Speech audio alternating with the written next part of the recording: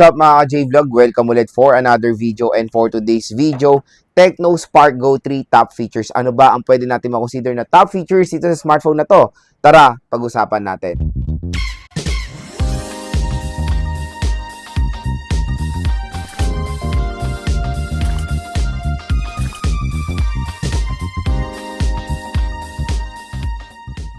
Ayun mga ka-J-Vlog, I know marami sa atin ngayon ang naghahanap ng very affordable na smartphone na magagamit nila, especially ngayong graduation. So ngayong graduation, maraming naghahanap ng perfect na pangregalo sa mga anak nila. Meron ako masasuggest sa inyo at ito na po siya, ang Tecno Spark Go 3. Bakit? Dahil unang-una, affordable lang to mga idol. So dito sa ating video, pag-uusapan natin yung mga top features na pwede natin makonsider dito sa Tecno Spark Go 3 at kung bakit maganda rin naman siya i-consider i-purchase ngayon 2026. Pero I know marami nagiging skeptical sa Tecno Spark Go 3, especially for its specifications. Kasi yung text niya ay parang iba, is downgrade from the Tecno Spark Go 2. Pero meron din naman siya magandang features na pwede natin makonsider again for its price.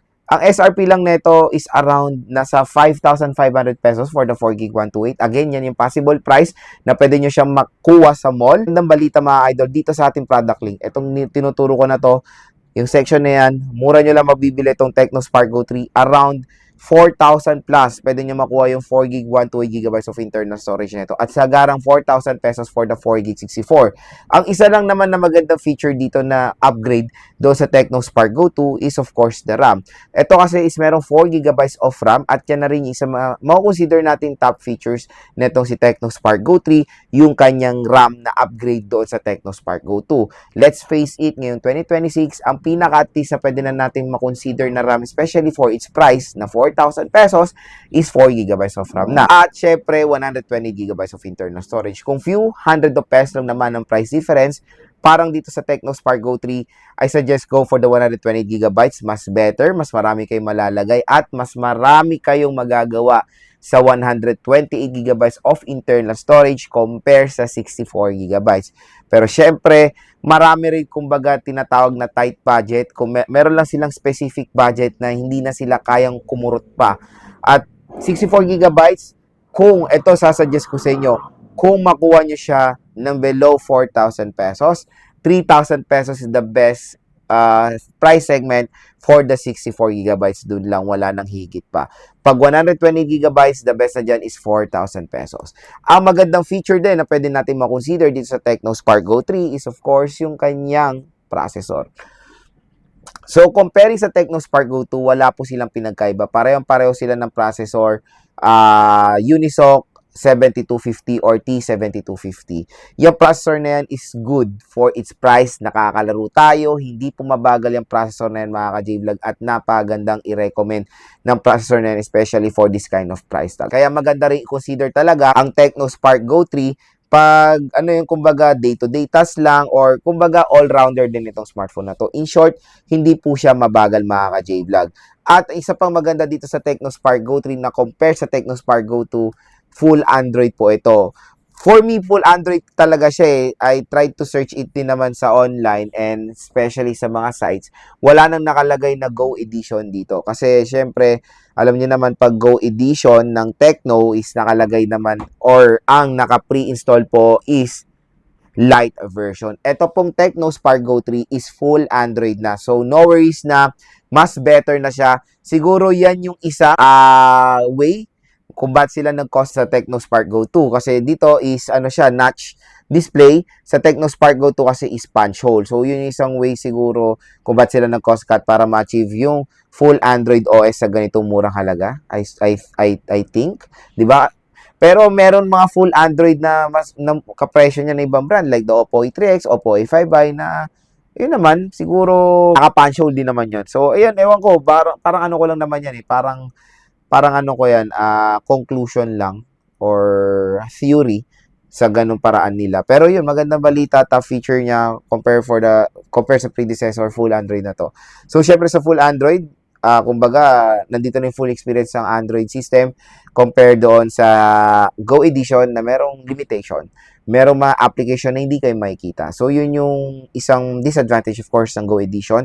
Tulad na sinasabi ko before, na ang Unisoc T7250, yung processor na yan, hindi yan nakadesign for Go Edition. Nakadesign yan for full Android. Kaya sinabi ko yun sa Tecnospark Go 2, sayang hindi natin magamit yung full potential. Dito sa Tecnospark Go 3, magagamit na natin yung full potential ng Unisoc T7250 dahil full Android na siya. It is based on Android 15. And syempre, pagdating sa Android 15, longevity-wise, matagal nyo rin naman magagamit yung operating system na to.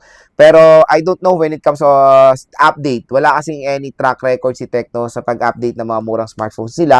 Pero kung hanggang dito lang naman si Tecno, sabihin na natin Android 15, matagal nyo rin naman magagamit to. Kumbaga, when it comes sa software update, matagal din naman magagamit etong si Tecnospark Go 3.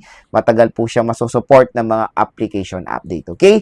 Next na magandang feature nito, design, overall design of course. So when it comes sa design, mukha siyang iPhone 17, yung base model, especially the lavender color. Ang maganda pa dito, hindi rin nila to tinipid sa case kasi yung case nito ay kumbaga terno sa color ng smartphone. Nangyari naman yan sa Tecnospark Go 2. Pero nakakatuwa lang, di ba, na very aesthetic tingnan talaga tong mga Tecno. Actually, ang gaganda ng color options na pwede natin mo-consider for the Tecnospark Go 3. And tingnan nyo, pag nilagay nyo yung case, tingnan nyo talaga parang girly-girly na talaga tong lavender color niya. At mukha siyang iPhone 17, di ba? Pero meron siyang silhouette ng iPhone 17 Pro Max. As you can see, when it comes sa camera module niya, pag tinitilt nyo ng konting ganyan, nakikita nyo yung silhouette ng ng pagka-iPhone 17 Pro Max. It is not fully sinasabi kong copy ng 17 Pro Max. It is inspired sa design din ng iPhone 17 Pro Max. Okay? So, matte finish, napaganda mga idol. At even sa frame niya, matte finish siya. So, very sleek at napaka-premium din tignan netong Tecnospark Go 3. Next is sa kanyang screen. So, sa screen, medyo may konting flaw, of course, the notch display. Pero overall screen size, malaki siya mga ka-J-Vlog. It is 6.74 inches IPS LCD display with the resolution of HD Plus 720p at 120Hz screen refresh rate. Buti nga, hindi nila dinowngrade yung refresh rate nito. Pero when it comes sa needs of brightness, it is not too bright and not too low. Nasa average level yung needs of brightness nito. At makikita nyo rin naman siya ng napaka-solid when it comes sa outdoor. Na-try ko na rin to sa beach or sa dagat and okay naman siya. Outdoor, nakikita ko pa rin naman kahit papaano yung subject natin or yung display. Camera. So sa camera, malinaw din naman mga ka-J-Vlog, especially pag maganda yung tama ng ilaw or maganda yung lighting condition. So bigay tayo ng photo sample. Ito yung front-facing camera niya. Malinaw rin naman mga ka-J-Vlog. Again, for its price, inaano ko siya, binibase ko siya sa 4,000 pesos. Malinaw din naman. And sa rear camera niya, ano na to pa sunset na O, di ba? Ganda Ganda ng tama ng ilaw. So, depende rin sa lighting condition yung magandang photo quality na mapoprovide ng Tecnospark Go 3. The battery, again, it is not a top feature, pero the battery malaki rin naman, or at least yan na rin naman at the best natin pwedeng makuha. Pero nakaka-disappoint lang, hindi nila in-upgrade. Kasi syempre ngayon 2020, competitors nito is pa-upgrade ng battery. Ito talaga, wala, stick tayo sa 5K. So, 5K mAh, 5K, hindi pumalit yan, malaki yan. Pero nakakalungkot lang since ito ay successor, sana in-improve nila ng kahit konti or 2 notch. Even the fast charging rate, hindi siya na-upgrade, 15 watts pa rin to mga idol. So, isang magandang feature siguro na makonsider natin dito is yung kanyang IP rating. So, meron siya IP64, water and dust resistant. So, ayun nga, pag gagamitin nyo to as a usually kasi napapansin ko, ang bumibili ng Smart 10 dati and Tecnospark Go 2, ginagamit nila as a navigating tool sa motorcycle. Na ano ko na yan, natanong ko na yan several times sa mga consumers natin. And ang isa nilang hinahanap for navigating, yung mura lang. At ito na maganda talaga i-suggest. At ang maganda doon, di ba nakikita nyo iba yung mga motor taxi riders natin, nilalagyan ng plastic yung smartphone para hindi mabasa, kunyari umuulan. Ito hindi nyo na kailangan lagyan ng plastic. Dahil meron itong protection sa tubig when it comes sa ganyan mga senaryo, yung mga talsik-talsik ng tubig, may ganyan siyang protection. Pero again, it is not advisable to submerge it literal sa tubig. Kasi wala po siyang ganyang protection or mababa po yung protection niya for that kind of scenario. Pero again, mga ka-J-Vlog, for a price na 4,000 to 5,000 pesos, maganda rin i-consider ang Tecnospark Go 3. So, hopefully, nakatulong itong mga sinabi ko sa inyo top features kung nagde-decide na talaga kayo bumili ng smartphone ngayon 2026. At ang magandang balita nga, dito sa ating product link, mura nyo lang po makukuha itong Tecnospark Go 3. Dito lang kayo bibili sa link natin dahil may special voucher po mula sa YouTube Shopping. So, pa-collaboration yan yung YouTube Shopping and online platforms para sa mga consumers natin, para makabili kayo ng mura, para makakuha nyo ng magandang deal yung smartphone. Kasi syempre sa offline, medyo mahal.